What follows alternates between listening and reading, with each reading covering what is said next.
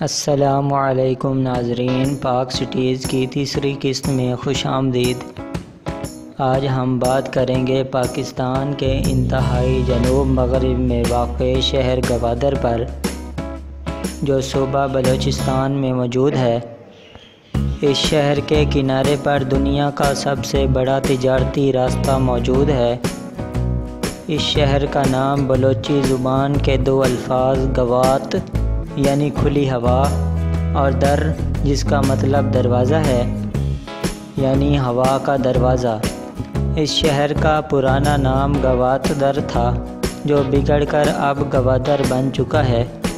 60 kilometre طویل ساحلی پٹی والے شہر گوادر میں 21ویں صدی کی ضرورتوں سے آراستہ جدید بندرگاہ کی تکمیل کا وقت جیسے جیسے قریب آ رہا ہے، اس کی اہمیت اور زیادہ بڑھتی جا رہی ہے۔ آنے والے وقت میں نہ صرف پاکستان بلکہ چائنا، افغانستان اور وسط ایشیا کے تمام ممالک کی بحری تجارت زیادہ تر اسی بندرگاہ سے ہوگی۔ گوادر بندرگاہ کی تفصیل ہم بعد میں ڈسکس کریں گے۔ پہلے گوادر شہر کی تاریخ پر تھوڑی بات کر لیتے ہیں۔ گوادر اور اس کے گرد و نواح کی تاریخ بہت پرانی ہے۔ یہ علاقہ وادی کلانچ اور وادی دشت بھی کہلاتا تھا۔ اس علاقے کا زیادہ تر رقبہ بے آباد اور بنجر ہے۔ گوادر شہر مکران کی تاریخ میں ہمیشہ سے ہی خاص اہمیت کا حامل رہا ہے۔ معلوم تاریخ کی ایک روایت کے مطابق حضرت داؤد علیہ السلام کے زمانے میں جب قحط پڑا تو وادی سینا سے بہت سے لوگ ہجرت کر کے وادی مکران کے علاقے میں آ گئے۔ مکران کا یہ علاقہ ہزاروں سال تک ایران کا حصہ رہا ہے۔ 325 قبل مسیح میں سکندر اعظم جب برصغیر سے واپس جا رہا تھا تو اس نے یہ علاقہ گوادر دریافت کیا اور اس کی بحری فوجوں نے یہاں اپنے جہاز لنگر انداز کیے اور یہاں کے 4 اہم شہروں قلمات، گوادر، پشوکان اور چابہار کو اپنی کتاب میں لکھوایا۔ گوادر کو ایک اہم سمندری راستہ پر ہونے کی وجہ سے سکندر اعظم نے فتح کروایا اور اپنے ایک جنرل کو یہاں کا حکمران بنا دیا، جو 303 قبل مسیح تک یہاں حکمرانی کرتا رہا۔ 303 قبل مسیح میں برصغیر کے حکمران چندر گپت نے حملہ کر کے یونانی جنرل سے یہ علاقہ چھین لیا اور اسے اپنی حکومت میں شامل کر لیا، مگر اس کے 100 سال بعد یہ علاقہ پھر سے ایرانیوں نے فتح کر لیا اور اس کے بعد بھی کئی حکومتیں آئی اور گئیں۔ اس کے بعد یہ علاقہ عمان کے حصے میں بھی رہا ہے، جسے بعد میں پاکستان نے خرید لیا۔ سب سے پہلے اسے 1955 میں مکران ضلع بنا دیا گیا۔ 1958 میں مسقط نے $10 ملین کے عوض گوادر اور اس کے گرد و نواح کا علاقہ واپس پاکستان کو دے دیا، جس پر پاکستان کی حکومت نے گوادر کو تحصیل کا درجہ دے کر اسے ضلع مکران میں شامل کر دیا۔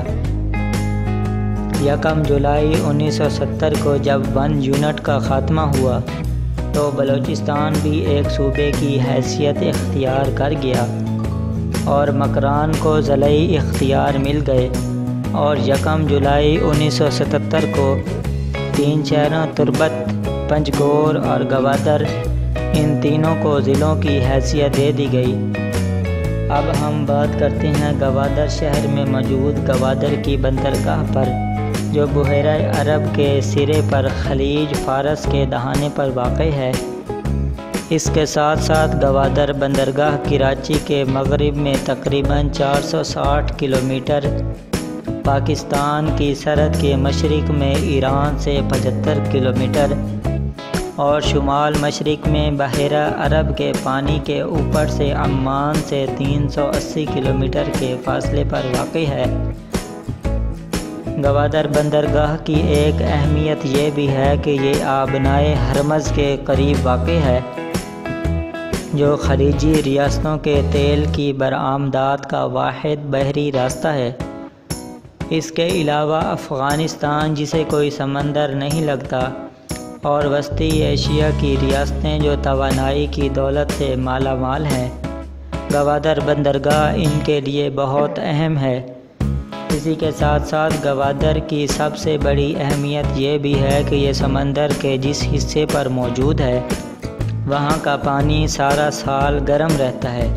یہ خصوصیت دنیا کی بہت کم بندرگاہوں کی ہوتی ہے جو اللہ تعالیٰ نے پاکستان کو نواز رکھی ہے۔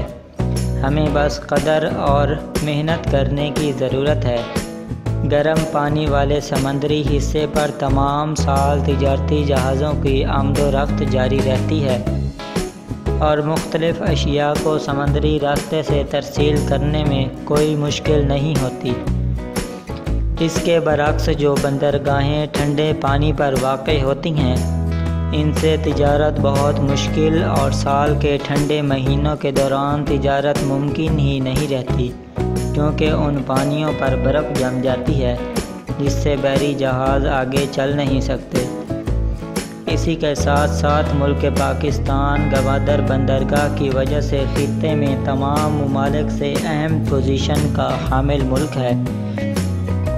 جنوبی ایشیا، مغربی ایشیا اور وسطی ایشیا کی ریاستوں کے درمیان اور اس خطے کے تمام ممالک جن میں Afghanistan, Turkmenistan, Kazakhstan, Oman, UAE یا متحدہ عرب امارات، سعودی عرب، ایران، قطر اور سب سے اہم چائنا شامل ہیں۔ ان تمام ممالک میں معاشی ترقی اور صنعتی دور کا آغاز جب ہوگا تو اس پاکستان کی گوادر بندرگاہ کی اہمیت اور بڑھ جائے گی، اور ماہرین کے مطابق اگر گوادر بندرگاہ کے ذریعے ان تمام ممالک میں لین دین شروع ہو جائے تو پاکستان کو ٹیکس کی صورت میں ملنے والی رقم سے سالانہ اربوں ڈالرز کا فائدہ ہو سکتا ہے۔ میری اللہ سے دعا ہے کہ وہ پاکستان کو اپنی حفظ و امان میں رکھے اور پاکستان اسی طرح ترقی کی راہ پر گامزن رہے۔ آج کے لیے اتنا ہی۔ اگر آپ کو ہماری یہ ویڈیو اچھی لگی ہے تو چینل کو سبسکرائب کر دیں، ہو سکے تو ویڈیو کو لائک اور شیئر بھی کر دیں۔ شکریہ۔